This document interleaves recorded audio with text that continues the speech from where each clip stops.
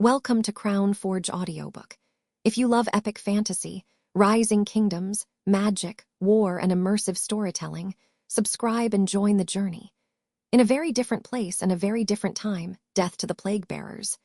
As she walked by the mud and thatch house, the young woman could still see those words written on the rough wall, even though they had been washed away days ago.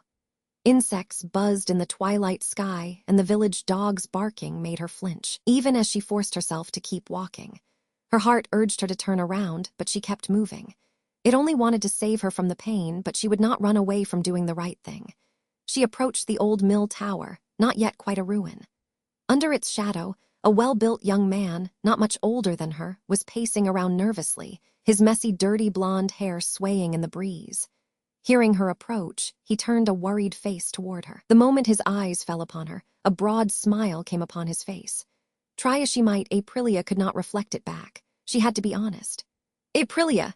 he exclaimed and enveloped her in a hug. For a moment, she forgot all her worries in those strong arms. Not for very long, though, as they wriggled their way back into her mind, whispering everything she feared.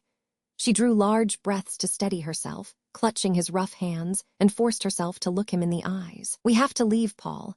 She managed to speak, every word costing her resolve. His face grew ashen. "What? No, let's marry. You'll be one of us then." They wouldn't dare. She put a finger to his lips, her voice stuck in her throat. A month ago, she would have been ecstatic to hear those words, but now they only reminded her of how wrong the world had gone. "What about my parents, my little brother? They can hide in my uncle's village. It's very remote." His voice cracked from desperation. "It's a pogrom, Paul. They're blaming every Cha for the plague and burning our houses. People who've been found helping the Cha aren't being spared either. I can't risk that happening to you." "That's ridiculous. The only people who died of this plague were old folks. The ones who were already about to croak, and it's already spent. The zealots don't care about any of that." A pained smile came upon her face. "They just want to get rid of the foreigners and heretics, and they've found a convenient excuse. Are you sure any of those rumors are even true?" he said, grasping at straws. "Yes," she whispered. "People fleeing cities are bringing news about our men being murdered in broad daylight and terrible things being done to our women.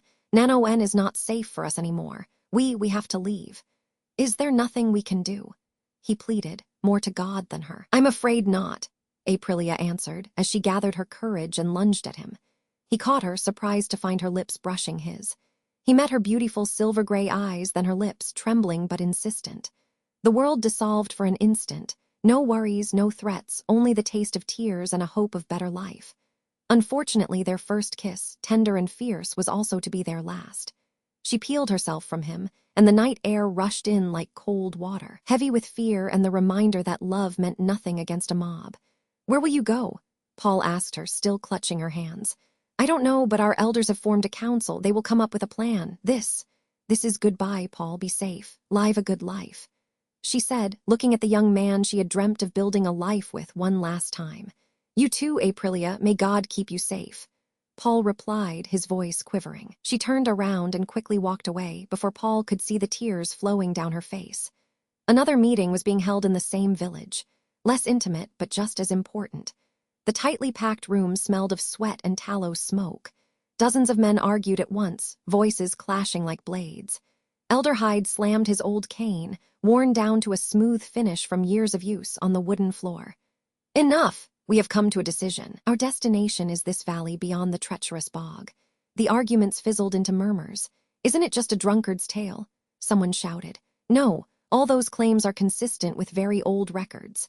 Erickson replied, "I bribed a scribe from the Land Records office some years ago to confirm them.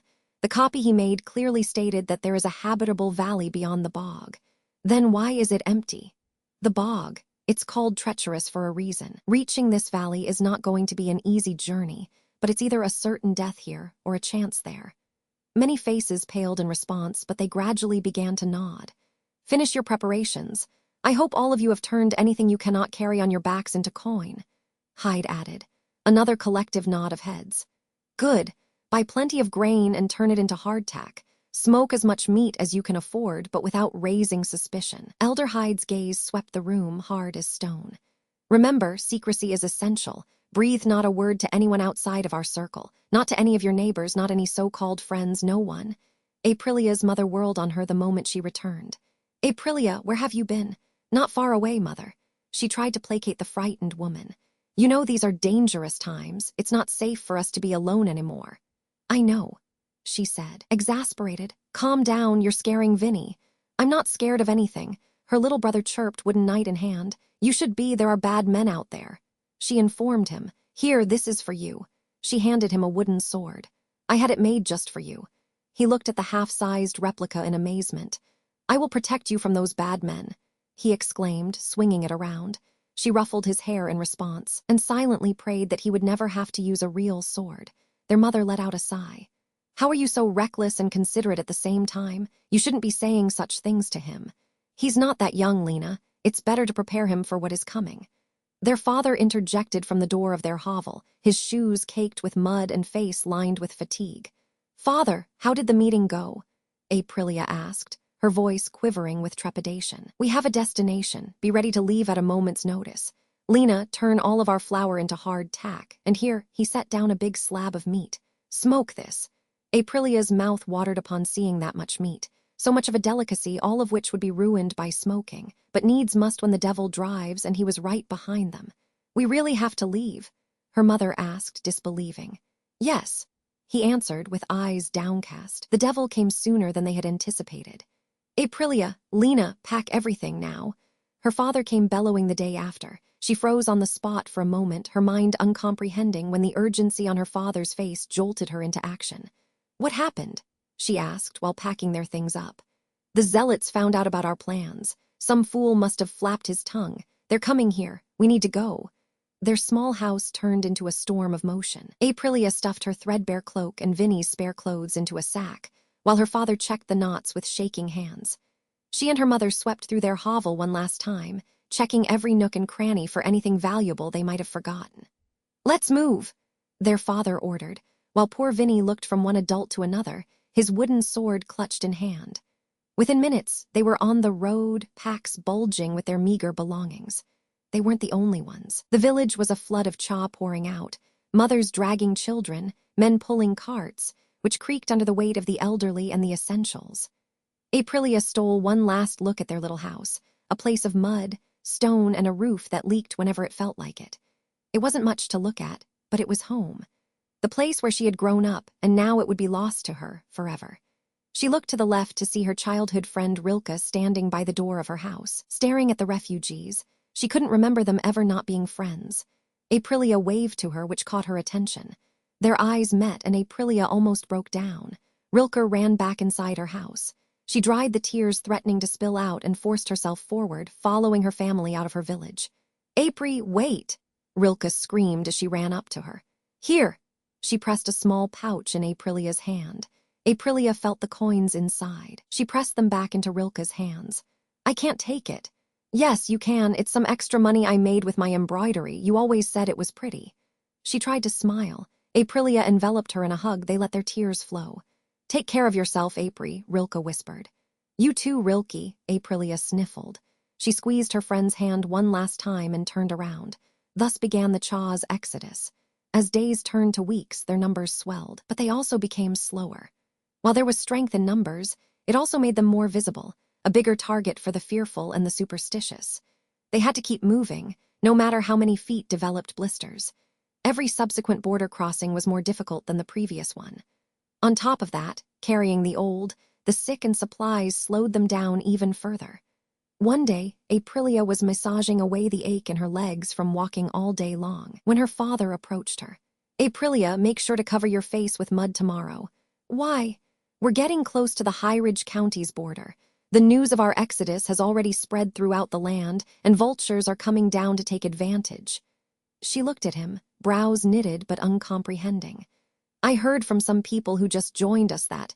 He paused, sucking in breath. Some guards blocked their way and demanded favors from their daughters to let them pass through. They bribed them with money to spare their girls, and we've been doing the same, but he paused to look her in the eye. We don't have much left. I don't want you catching their eye. She nodded meekly in return, then spat. Curses upon them all and curses upon this body. Never say that. He chided her. Your beauty is a gift from God. It will help you find a good man. I had a good man. The words slipped out of her before she could stop them. What? Who? he asked in a father's protective tone. Paul, she confessed with cheeks burning. The miller's boy, she only nodded hesitantly in response. He's a good lad, he said, reminiscing. You're not. He pointed at her stomach. No, father. She rolled her eyes. I'm not that stupid. No, you're not. His voice softened. You're my smart girl, get some sleep. We have a long day of walking ahead. Isn't that every day? She asked, and both of them burst into nervous chuckles. At another border crossing, Aprilia waited with bated breath as the guards checked the Cha, who had become refugees again. Long before she was born, the Cha had fled persecution and settled in the Nano-Wen kingdom in the hopes of a peaceful existence. It was a good few decades. They weren't allowed to buy lands or join the military, but their learning and skills with crafts made them useful to both lords and commoners alike. Within a decade, there were pretty much no homeless or destitute Cha, as they settled throughout the kingdom in groups and helped each other out.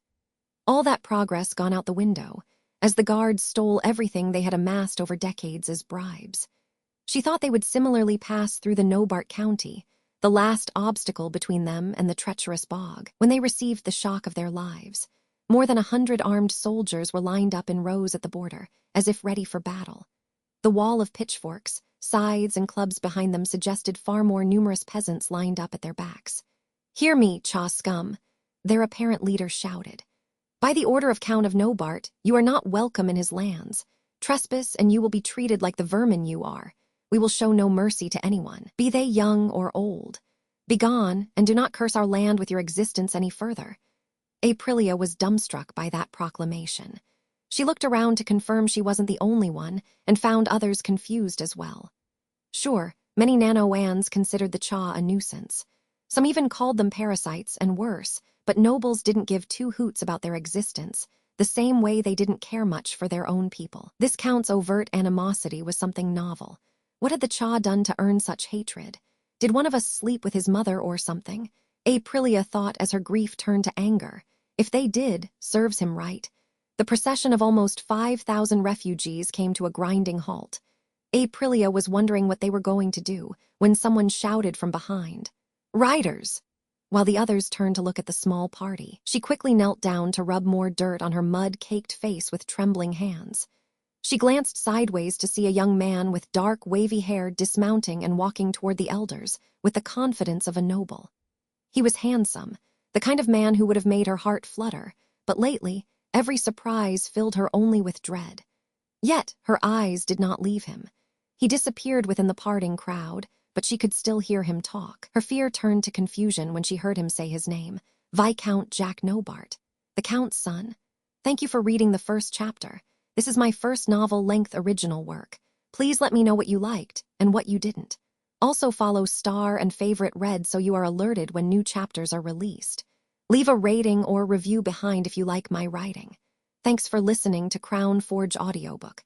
More epic fantasy worlds, powerful stories, and immersive audio adventures are on the way. Visit our Discord channel or our website if you want more.